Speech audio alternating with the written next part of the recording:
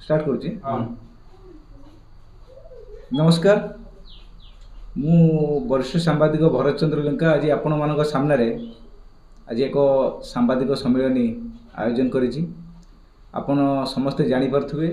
जो लिखाई मान्यवर न्यायालय आदेश को अवमानना करी अवैध गृह निर्माण सहित रास्ता रोक हो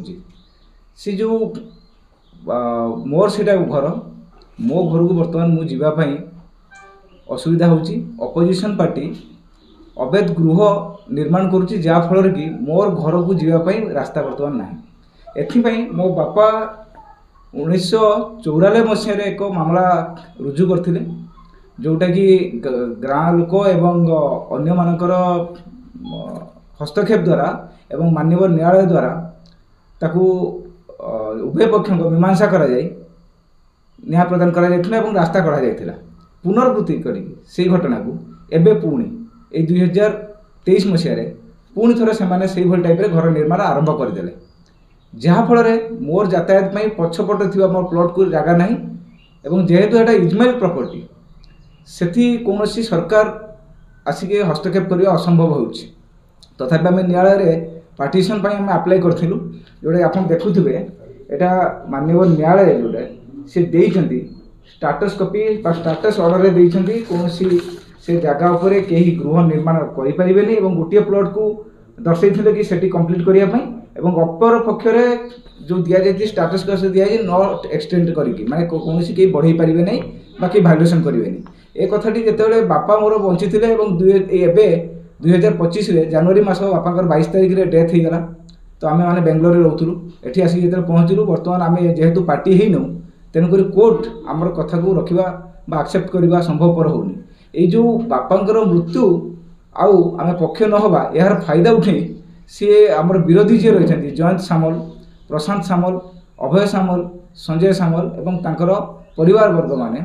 मो एवं मो परिवार उपर अतर्कित भाव आक्रमण करी गोटे थर एबे रिसेंटली मासे तले मारपिट होता एवं मोर मुंडर आघात लगी आप देखिए आगुरी न्यूज भाइराल करूँ ताकू नहीं जिते बड़े आम पुलिस आईआईसी को भेट कली आईआईसी कहले भद्रक जो रूरल थाना आईआईसी कहले कि आम जमीबाड़ी बा सिविल मामलें आम किसी कहीपरूना आप तहसिलदार को भेट करूँ मुझे तहसिलदार को जाइली तहसिलदार कहले कि जेहेतु एटा कोर्ट मामला चली तेणुक आम कौन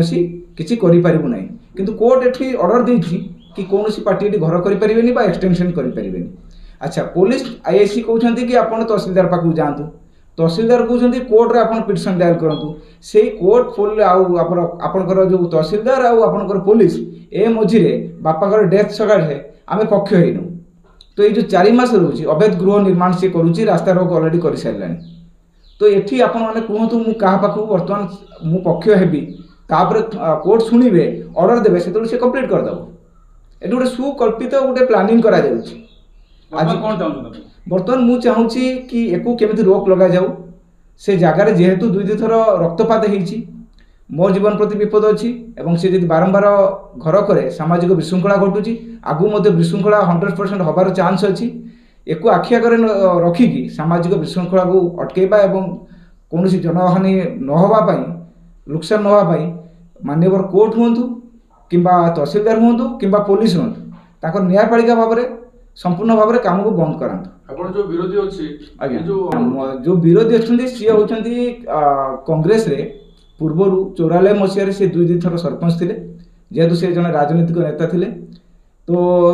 ये चलुची प्रभाव चलुची कि कारण मो मुंडर से ब्लड बाहरी मो ना 307 दफा लगी कौन क्षयक्षति होनी किंतु भी से एफआईआर देते मो ना 307 पुलिस लगे कारण पुलिस चाहिए कि कर्तव्य करदेव एवं कर्तव्य कर पड़े मुझे कह अपर पक्ष को आरेस्ट करने गणमाध्यम प्रेसर पकेब सी मत आरेस्ट करने कहे पुलिस ता काम कर रखीदेला किंतु ये मामला बढ़ला उत्तप्त बढ़ी भितर भितर अनेक शत्रुता बढ़ी चली प्रत्येक दिन सी आमको गाड़ी दौरान रास्तार छकुंट ये सब पुलिस देखुची मो घर ठार पुलिस भी बेसी दूर नुहे 700 मीटर लोकाल लोक सहित पुलिस जड़ित अच्छी सब प्रत्येक दिन घटना देखुची मोर आज प्रेस मीट डाकियार मुख्य कारण घरटी जिते करुँच मोर पैतृक संपत्ति तेणुक से जगह को जब कौन लोक अख्तियार कै मुझे चुप हो बसवा लोक नुह तो मु समस्त न्यायालय जो तरीका रही प्रथम कोर्ट को जीवा तापर पुलिस पाखु जीवा तापर तहसीलदार पाखु जीवा आपण मानकु डाकी प्रेस मीट करवा कारण जेहेतु मु जन सांबादिक मु जानी न्यायटा कोभली भाव में मु 4 मास है आपन देखंतु जनवरी 22 परठारु आज पर्यंत मु 3-4 मास है कंटिन्यू डेली दौड़ी तहसील कोर्ट रु पुलिस की प्रत्येक दिन 3 राउंड मारुची आज्ञा सठिक दे पाना आरडीसी कटक रु कॉल कले तहसीलदार को कहले आपन 144 लगातु किंतु 144 कई सेतले कहले कि 144 लेंका बाबू दायर करना मु आपको देखाऊँगी तहसीलदार को मु 144 देइथिली पर पाई मध्य मु देइथिली आपन मानकु यार प्रिंट आउट नै जिवे आपन देखेबे 144 पाई मु एप्लीकेशन देइथिली कि उत्तेजना अछि परिस्थिति उत्तेजना अछि सामाजिक विशृंखला घटिवार अछि ताकु देला परे आउ गोटे मध्य आपन देखंतु दुई थर तांको आमे देइचु डिमार्केशन पाई कारण का प्रॉपर्टी कोठी मु न्याय भाव जीवा चाहूँ डिमार्केशन पाई तहसीलदार नोटिस पठेइचंती से लोक ये गोटे नोटिस आउ गोटे नोटिस देखो दुई थर नोटिस पठेला परे से लोक हाजर होगा नाराज जाऊ ना तापरे से जगह को पार्टीशन पाई मध्य मु पुणी अप्लाई करिछि ताकू भी मध्य तहसीलदार अप्रूव करूना पुलिस प्रशासन पुलिस कहूँ कि एटा सिविल मैटर आम किसी करूँ तहसीलदार पाखु गला तहसीलदार कहते आईएसी पाखु जाओ आईएसी पाखु गला आईएसी कहते तहसीलदार पाखु जाओ फेर दुई न्यायालय कौन माननीय कोर्ट रु जी जज अच्छा सी कौन आसिक जगह पर अटकेबे कि सी तो पुलिस की ऑर्डर देवे कि तहसीलदार को ऑर्डर देवे ना किंतु मोर कहया कथा एठी आमे जने वरिष्ठ सांबादिक प्रत्येक दिन सकाळु राति पाइला पर्यंत आपण माने समस्त जानछे समस्त कथा बुझुछु जोटा कि आमे निजर कथाटा समस्या नहीं एते भाव जड़ित हो जाइछु कि मु 4 मास होला मोर चाकरी बाकरी छाड़ी के आसी मु बेंगलोर एठी आसी बसिछि एवं आपण सब देखिथिबे आगु कोभଳି भाव रक्तपात हेछि मोर परिवार सुरक्षित नुहंती मु सुरक्षित नुहे मु तेनकरी आपण मानक माध्यम रे माननीय न्यायालय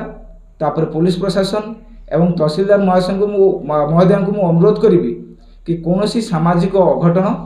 बा अप्रीतिकर परिस्थिति उपजिवा पूर्व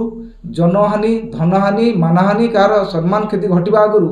तुरंत ये 3टी विभाग कारण 3टी विभाग को मु जाइकी छिड़ा है पाखे आज्ञा एमती नुहे कि मुझे करूनी 3 मास है 3टी विभाग पाक जाऊँगी मोर 10,000 ରୁ 15,000 टका केवल तेलरे जाई सारे आज्ञा दौड़ी दौड़ी गोटे लोक मु खरार दौड़ी पिला छुआ सह धरी से समय जदि 3टी विभाग मत न्याय दे पार ना ताल आपण मैंने कहतु किए न्याय देव या कौन जज निजे आसबे कि न्यायालय आसबे कि जोड़ीसा डिपार्टमेंट आसिक कौन सब अटकेब कि आज्ञा